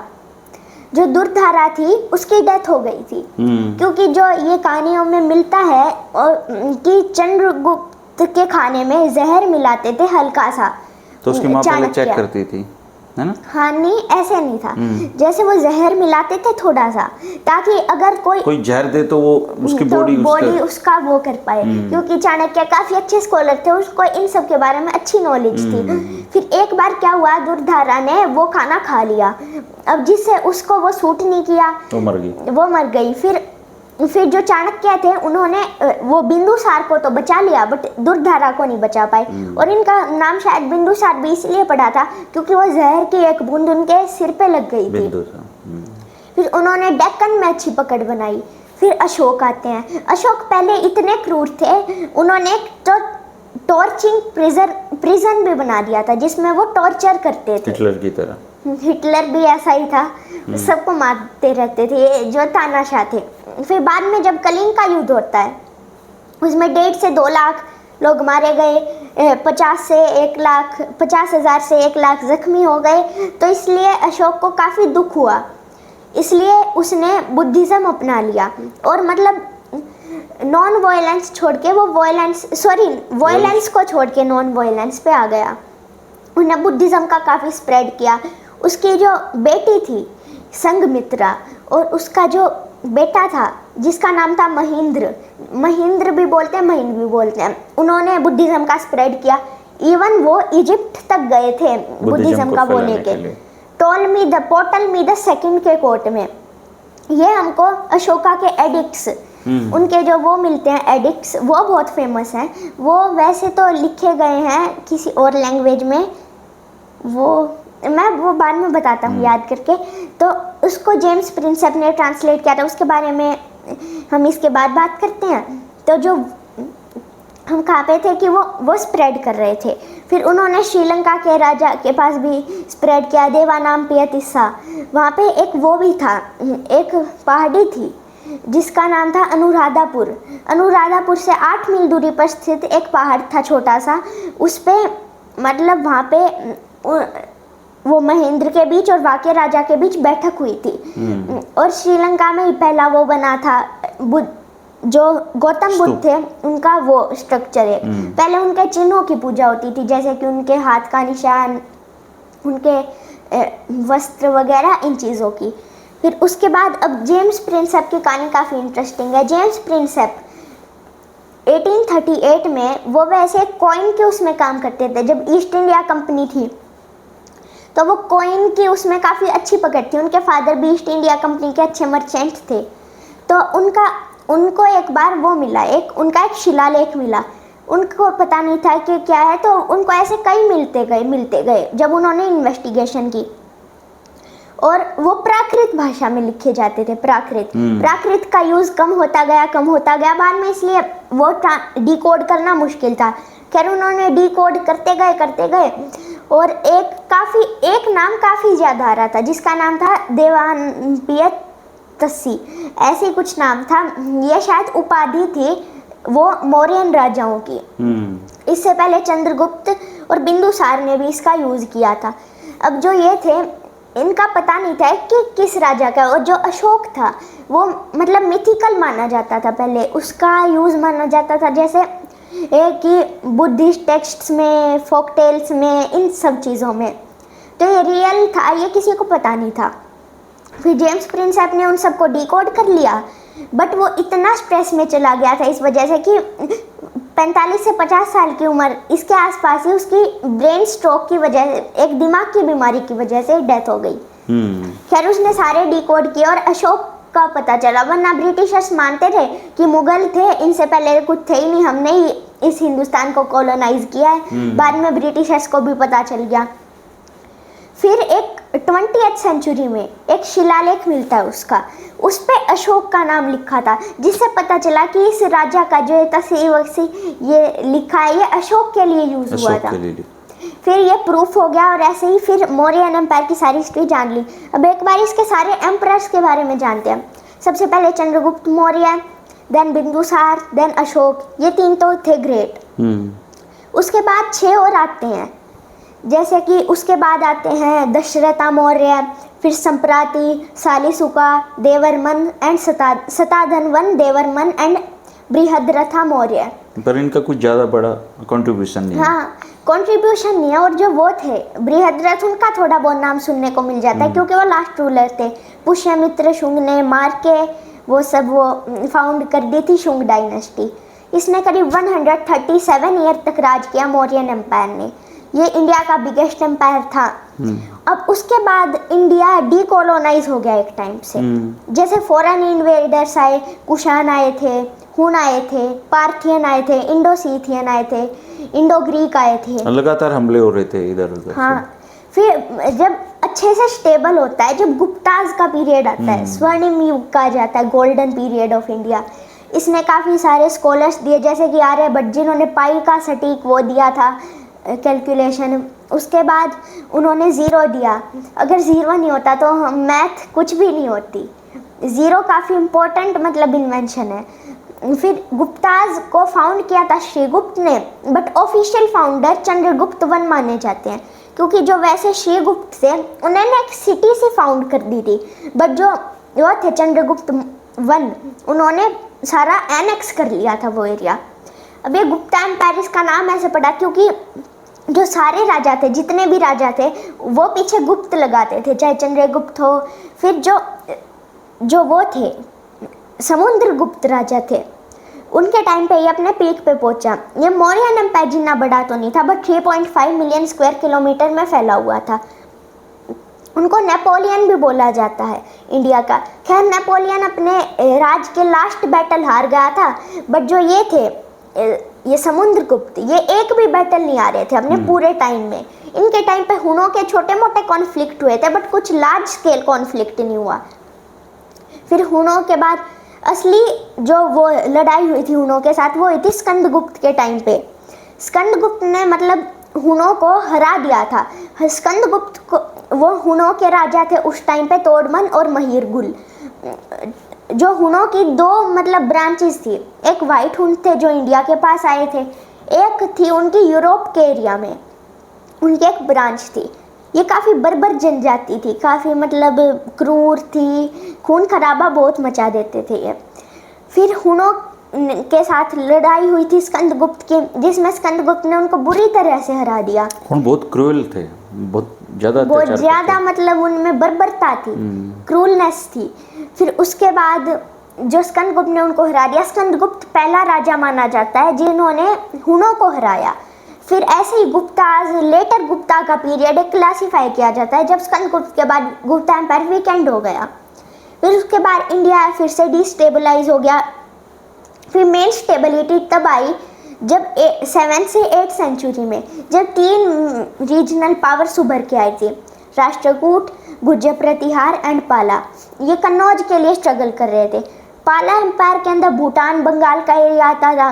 गुर्जर प्रतिहार के अंदर रेस्ट ऑफ, और जो वो था राष्ट्रकूट था उसके अंदर साउथ का, और जो बचा कुचा एरिया था वो गुर्जर प्रतिहार के अंदर आता था। ये कन्नौज के लिए स्ट्रगल कर रहे थे, मतलब उसके लिए बैटल्स हो रही थी, बट विक्ट्री किसी की नहीं हो रही थी। फिर ऐसे ही डिस्टेबलाइज होते गए, फिर किसी की भी मेजर विक्ट्री नहीं हुई। फिर टाइम तब आता है जब टर्क इन्वेजन होता है। टर्क इन्वेजन, तुर्क आते हैं यहाँ पे। मोहम्मद ऑफ घूर, मोहम्मद गोरी भी बोला जाता है, वो काफ़ी फेमस था। देन मोहम्मद गजनवीद एम्पायर का राजा। ये टर्क्स वहाँ से माइग्रेट करके अपना एम्पायर बनाने लगते हैं। मेनली तो लूटने के लिए आते हैं यहाँ पे। हाँ। फिर जो वो था अल्फ तेगिन नाम का राजा था, वहाँ पे एक एम्पायर था सेल्जुक एम्पायर। सेल्जुक एम्पायर को प्रोटेक्शन देने के लिए अल्फ तेगिन, वो भी एक गजनी था, उसने वो प्रोटेक्शन लगाई। फिर उसके बाद जो वो आए थे उसका डिसेंडेंट था एक, जिसका नाम था महमूद गजनी। उसने इंडिया पे इन्वेड किया, बहुत दौलत वगैरह सब लूट लिया, मतलब उसने काफ़ी डिस्ट्रक्शन मचा दी थी एक टाइप से। उसने गुजरात के शिवलिंगम को डिस्ट्रॉय कर दिया और काफ़ी सारी लड़ाई 17 बार लूटा उन्होंने। 17 बार तो मोहम्मद गोरी ने वो किया था, मतलब वो, बट 17 बार वो हार गया था। बाद में जाके तराइन के बैटल में वो हुआ था। फिर गजनवीद एम्पायर श्रिंक होके छोटा हो गया था बैटल में हार कर। फिर जहाँ वहाँ सेल्जुक एम्पायर डिक्लाइन करके आ गया था ख्वारिज़मी एम्पायर, और उस टाइम पे गजनवीद को हरा के आ गया गुरिद। गुरिद अपने पीक पे पहुंचा अंडर राजा मोहम्मद ऑफ गूर यानी मोहम्मद गोरी। 17 बार इन्वेड किया इंडिया को, बट हर बार हार गया। फिर 2 तराइन की बैटल हुई जिनमें वो जीत गया। तराइन की बैटल इंपॉर्टेंट है, ये हरियाणा में हुई थी, मॉडर्न डे करनाल और कुरुक्षेत्र के बीच में जगह, जिसको तरावली भी कहते हैं, तराई का इलाका जहाँ सबसे अच्छा चावल होता है। 2 बैटल हुई थी। 1191 में पहली ये हुई थी मोहम्मद गोरी के बीच और पृथ्वीराज चौहान। पहली पृथ्वीराज चौहान जीत गया, क्योंकि गहाद वाला किंगडम जिसका राजा था जयचंद्र, हाँ, उसने साथ दिया था पृथ्वीराज चौहान का, और इसलिए मोहम्मद गोरी को उसने फिर से हरा दिया। बट अगले ही साल 1192 में फिर से लड़ाई, मोहम्मद गोरी आया, और जो पृथ्वीराज चौहान था वो जयचंद्र की बेटी को लेके भाग गया था और उससे शादी कर ली थी। जयचंद्र इससे खुश नहीं था, इसलिए उसको गद्दार कहा जाता है। फिर उसने साथ दे दिया था मोहम्मद गोरी का, इस वजह से फिर मोहम्मद गोरी जीत गया। फिर मोहम्मद गोरी ने यहाँ पे रूल किया। फिर 1206 में डेथ हो गई उसकी। फिर उसका एक मतलब मंत्री था कुतुबुद्दीन ऐबक, वो आया। अब दिल्ली सल्तनत की काफ़ी लंबी हिस्ट्री है। इसमें 5 डायनेस्टीज हुई। फर्स्ट थी स्लेव, जिसको हम गुलाम वंश भी कहते हैं, इल्बरी भी कहते हैं। फिर उसके बाद आई थी खिलजी, तुगलक, सैयद और लोधी। तो फिर सबसे पहले थी स्लेव डायनेस्टी। अब जो स्लेव डायनेस्टी थी वो मतलब कुतुबुद्दीन ऐबक ने फाउंड की, बट 1210 में 4 साल में उसकी डेथ होगी इंजरीज के चलते, क्योंकि वो मंत्री था, ज़्यादा लड़ाइयाँ लड़नी पड़ती थी, इंजरीज बहुत थी उसकी। फिर उसका ये एक बेटा था अज़ाम शाह, उसने एक बहुत छोटे टाइम तक राज किया, सिर्फ 1 साल। फिर उसके बाद आता है इल्तुतमिश, जो कि ग्रेटेस्ट था, उसने पीक पर पहुंचाया था मतलब स्लेव डायनेस्टी को। उसने राज किया था करीब 20 से 25 साल। उसने मंगोलों से बचाया, वो बहुत कुछ किया। फिर उसके बाद उसकी बेटी रज़िया सुल्तान आती है, जो कि पहली और आखिरी फीमेल रूलर थी। कैथल के पास मकबरा है, हाँ, मार दिया था उसको मार दिया था उसके ही भाई ने। मतलब उसके बाद वो जो इल्तुतमिश था वो अपने बेटों को लायक नहीं समझता था कि वो रूल कर पाएंगे। खैर उसका एक बेटा आया था रुकनुद्दीन फिरोज, जिसने सिर्फ 7 महीने तक राज किया और फिर हट गया। फिर रज़िया सुल्तान ने भी 4 साल तक ही राज किया, उसके भाई ने मार दिया। रजिया मतलब काफी महान रानी थी। कहते हैं कि उन्होंने काफी अच्छे फैसले लिए थे, काफी अपने अच्छे टेन्योर में। फैसले, बट जो वो उनके जो वो थे नोबल्स वगैरह, वो उनसे खुश नहीं थे कि ये फीमेल रूलर है। इसलिए उनके बाद ऐसे ही वीक रूलर आते गए और लास्ट पावरफुल रूलर आया बलबन, गियासुद्दीन बलबन।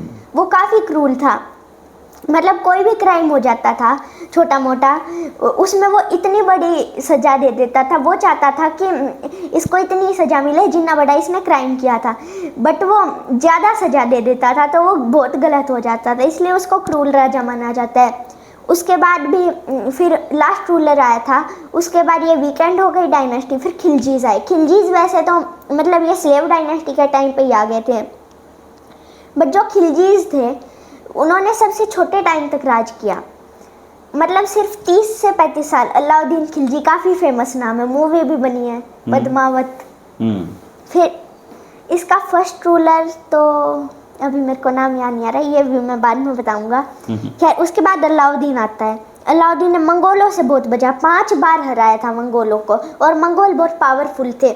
उसने काफ़ी क्रूर फैसले लिए। उसका वो था एक गवर्नर मलिक काफूर, उसको साउथ में बेच दिया था वहाँ के किंगडम के पास।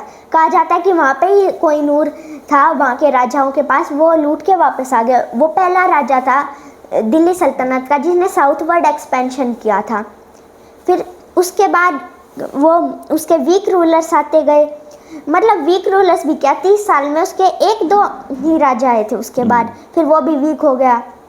फिर आती है तुगलक, जिसको फाउंड किया था गियासुद्दीन तुगलक ने। उससे ही बना तुगलकी फरमा। तुगलक, हाँ, तुगलकाबाद सिटी भी बनी है, दिल्ली की 8 शहर है उनमें से एक नई मूर्खतापूर्ण फैसला था। तो सबसे पहला शहर था दिल्ली का लालकोट, फिर ऐसे ही फिर शाहजहानाबाद जिसको पुरानी दिल्ली बोलते हैं, उससे पहले तुगलकाबाद आया था। फिर ये अपने पीक पे पहुंचता है अंडर राजा, एक तो वो थे फिरोज शाह तुगलक, और उनसे पहले एक और राजा आए थे जिनका नाम था मोहम्मद बिन तुगलक। उसको मतलब पागल राजा माना जाता है कि ये पागल राजा है वही, क्योंकि उसने काफ़ी अजीब फैसले लिए। वो पहले अपने ही फैसले लेता और थोड़े टाइम बाद अपने ही फैसलों से मुकर जाता, बदल देता था। उसने दौलताबाद कैपिटल शिफ्ट की थी साउथ में, फिर उसने देखा ओहो ये तो गलती होगी, यहाँ पे वो ऊपर से मंगोल हमला कर रहे हैं, उन सभी रोकना है, तो वापस वो दिल्ली की तरफ गया। काफ़ी कम टाइम तक दौलताबाद जैसे कैपिटल रखी, मतलब एक टाइप से उसमें हजारों लोग मारे गए उस माइग्रेशन में। अब वो तो राजा था, वो तो अब नामस्त सिंहासन पे बैठ के जाता था, बट जो आम जनता थी उसके लिए काफ़ी डिफ़िकल्ट हो रहा था। उसमें कई मेन स्कॉलर्स भी मारे गए। फिर उसके बाद फिरोज शाह तुगलक आता है। उसके टाइम पे वैसे तो बंगाल अलग हो जाता है उसके पार्ट से, बंगाली सल्तनत आ जाती है, सल्तनत ऑफ बंगाल, बट फिर भी उसको राजा अच्छा माना जाता है क्योंकि उसने रिलीजियस टॉलरेंस की, जो इंफ्रास्ट्रक्चर था वो बढ़ाया, उसने हॉस्पिटल्स और डैम्स बनवाए और जनता को काफ़ी खुश रखा। उसने एक शहर भी बसाया, शहर तो फिरोज कुछ ऐसी नाम है, फिरोजा, हाँ हाँ ऐसे ही कुछ, हाँ ये मतलब दिमाग से स्लिप हो गया था। फिर उसके बाद जैसे दिल्ली सल्तनत की तुगलक डायनेस्टी वीक होती जाती है और तैमूर का वो जो इन्वेशन हुआ था, तैमूर आ रहा था, हाँ, हमले कर 1398 में, मतलब उसने इतना वीक कर दिया, सारी दौलत लूट ली, सारी दिल्ली को बिल्कुल इतना बंजर बना दिया था कि दिल्ली को इससे उभरने में 100 साल लग गए।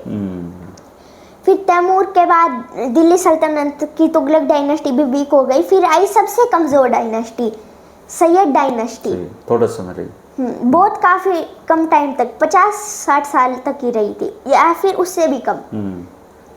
उसको फाउंड किया था खिज़र खान ने। वैसे उसको ऑफिशियल फाउंड मतलब राजा नहीं माना कह सकते, छोटा सा एरिया था उसका और छोटा सा, मतलब कम था उनका, मतलब डायनेस्टी थी इसमें। एरिया तो मतलब ठीक सा था, मतलब नॉर्थ इंडिया का थोड़ा सा एरिया आता था दिल्ली तक का।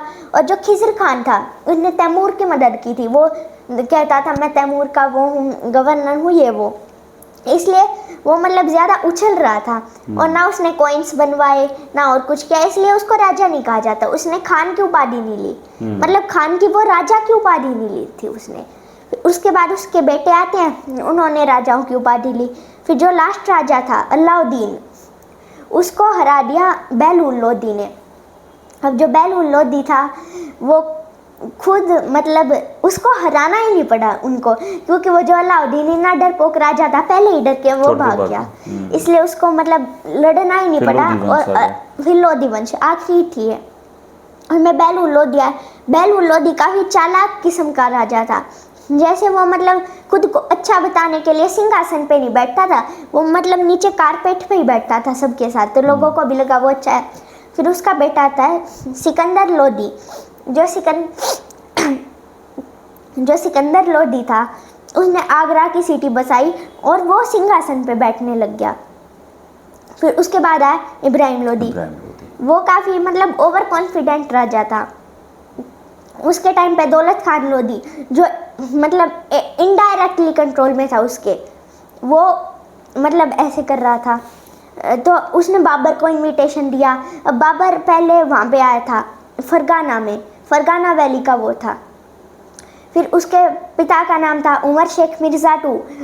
फिर उसने काबुल में माइग्रेशन की थी। फिर काबुल भी ऐसी जगह थी वो ज़्यादा टाइम तक रूल नहीं कर सकता था, और उसमें उसको कांधार में एक रिवोल्ट फेस करना पड़ा उसके अगेंस्ट। अब बाबर ने काफ़ी सारे रेड्स मारे दिल्ली सल्तनत के टाइम पर, बट वो पूरे सफल नहीं हो पाए। हाँ, फिर उन्होंने इनविटेशन दिया था दौलत खान लोदी और राणा सांगा ने। उन्होंने सोचा जैसे तैमूर आया था और वो भी चला गया था, वैसे ये योद्धा भी आएगा, ये भी चला जाएगा, बट बाबर ने मन बदल लिया। फिर मैसिव बैटल हुई पानीपत की, वो काफ़ी लंबा प्रोसेस है। हाँ, 1526, वो काफ़ी लंबा प्रोसेस है, तो उसको मैं अगली वीडियो पे कवर करना चाहूँगा। ठीक है। हाँ, बाबर फिर ये यहाँ से मुगल शुरू हुए ना? हाँ, यहाँ से ही मतलब मुगलों का राज शुरू हुआ था। मुगलों में सबसे अच्छा शासक कौन मानते हो आप? अकबर। अकबर, क्या खासियत थी अकबर की? रिलीजियस टॉलरेंस, मतलब सबको साथ में रखता था, भेदभाव नहीं करता था, जजिया हटा दिया था। जो हिंदूज से अलग टैक्स वो लिया जाता था, एक टैक्स वो हटा दिया। खैर उसकी काफ़ी क्रूल चीज़ें भी थी, जैसे उसने चित्तौड़ पे चढ़ाई की थी जब, एक तो वो वुमेन्स ने जोहर किया था, फिर वो तीसरा जोहर था चित्तौड़गढ़ के किले का। 3 हुए थे, एक अलाउद्दीन के टाइम पे, एक फिर हुआ था गुजरात के राजा बहादुर शाह के टाइम पे, एक फिर अकबर के टाइम पे। उसमें अकबर इतना क्रूर हो गया था कि उसने आदेश दे दिया था कि 30,000 लोगों को मार दो यहाँ के, और 30,000 सिविलियंस वहाँ के मारे गए थे। मतलब काफ़ी हल्दी घाटी के युद्ध में भी उसने काफ़ी इम्पोर्टेंट भूमिका निभाई थी। और हल्दी घाटी के युद्ध में कुछ कहते हैं कि महाराणा प्रताप, जो कि राणा सांगा के पोते थे, उनका असली नाम किक्का था। फिर बाद में वो राणा उदय सिंह के बेटे थे, बट बाद में उन्होंने महाराणा प्रताप की उपाधि ले ली थी। और फिर वो थे महाराणा प्रताप, उनके बीच हल्दी घाटी का युद्ध हुआ था। तो जो उस युद्ध में मतलब एक एग्जैक्ट वो नहीं आया था। कुछ कहते हैं कि अकबर को विजेता बताना चाहिए, क्योंकि अकबर जीत गया था, मतलब जीता भी नहीं, क्योंकि वो जो महाराणा प्रताप थे, उनके घोड़े चेतक के पैर में चोट लग गई थी और चेतक से उनको बहुत लगाव था, तो वो जंगल में भाग गए उसके घोड़े को ठीक करने के लिए। इसलिए कुछ कहते हैं कि अकबर को विजेता बताना चाहिए, कुछ कहते हैं कि राणा सांगा ने काफ़ी ज़्यादा बहादुरी से लड़ाई की और अकबर की बहुत बड़ी सेना को हराया, मतलब हराया नहीं, एक टाइम से काफ़ी डिस्ट्रॉय किया, तो उनको विजेता बताना चाहिए। बट मेजर कौन विजेता होना चाहिए ये एग्जैक्ट नहीं है। सही है तांग, आप बहुत पढ़ते हो आप, और ये अच्छी बात है। और थोड़ा सा वैसे सिविक की बात करते हैं। अभी जो अपना देश है, हाँ, इनको किस चीज़ की सबसे ज़्यादा ज़रूरत है? किन बातों की तरफ ध्यान देना चाहिए यहाँ के रूलर्स को? यहाँ के मतलब प्राइम मिनिस्टर, प्रेसिडेंट को यहाँ पे एक तो मतलब जैसे पॉवर्टी काफ़ी कम करनी चाहिए, इंफ्रास्ट्रक्चर डेवलप करना चाहिए, देन इकोनॉमी पे ध्यान देना चाहिए। चाइना है, चाइना का इंफ्रास्ट्रक्चर बहुत अच्छा है। यहाँ तक कि जो ओलंपिक गेम्स हैं इंडिया में इसलिए वो नहीं हुए एक बार भी, क्योंकि इंडिया में इंफ्रास्ट्रक्चर इतना अच्छा नहीं है और पॉवर्टी ज़्यादा है। अब चाइना की पॉपुलेशन भले ही ज़्यादा है, बट उसका एक बेनिफिट है क्योंकि उसका एरिया ज़्यादा है, तो उसमें 3 इंडिया समा सकते हैं चाइना में। और इंडिया में काफ़ी मतलब पॉपुलेशन का वो है, खैर पॉपुलेशन को तो अब हम कर नहीं सकते, बट अच्छे स्कूल खुलवाने चाहिए। एजुकेशन रेट जो कि चाइना का इंडिया से काफ़ी ज़्यादा है, 97% है लिटरेसी रेट, और इंडिया का 77% के आसपास है। तो एक तो उस पर ध्यान देना चाहिए। एक फिर इकोनॉमिक ग्रोथ, चाइना को माना जाता है कि कम्युनिस्ट पार्टी के अंत हुआ था 1949 या 50 में। अब चाइना मतलब इंडिया के 2-3 साल बाद आज़ाद हुआ अच्छे से, हाँ, बट फिर भी आज चाइना की इकोनॉमी है 19 ट्रिलियन, इंडिया की है 4 ट्रिलियन, तो इंडिया की इकोनॉमिक ग्रोथ काफ़ी कम है।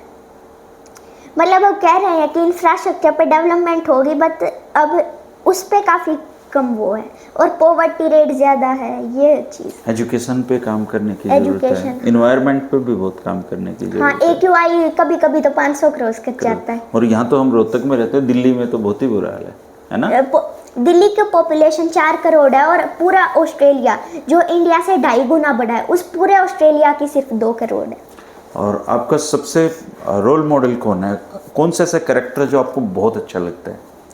अब रोल मॉडल तो मतलब वैसे वो नहीं, वर्ल्ड हिस्ट्री में या फिर वर्ल्ड फ्रीडम स्ट्रगल में, या फ्रीडम स्ट्रगल में कुछ फ्रीडम फाइटर है जो काफ़ी अच्छे लगते हैं, जैसे कि सुभाष चंद्र बोस।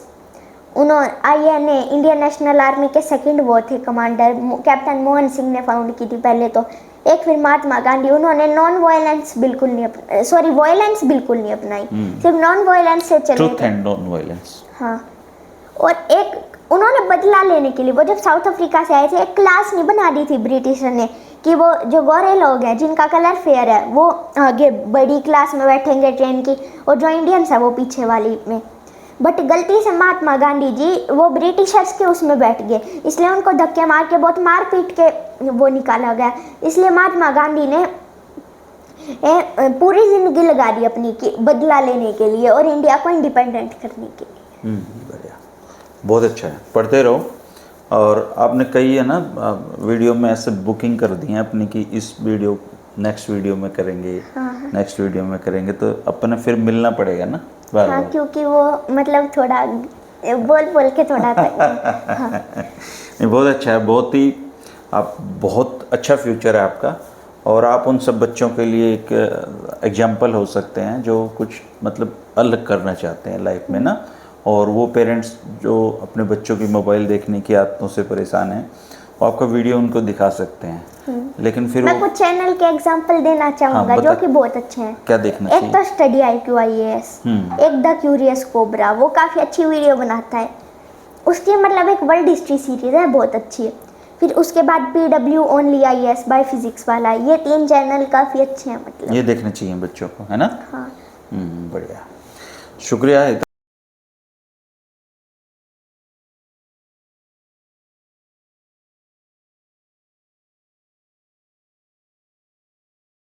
आप आए, बहुत अच्छा लगा, और अपन मिलते रहेंगे ना, पड़ोसी हो आप, ज़्यादा दूर नहीं है आपका सेक्टर ना, तो आते रहना इधर।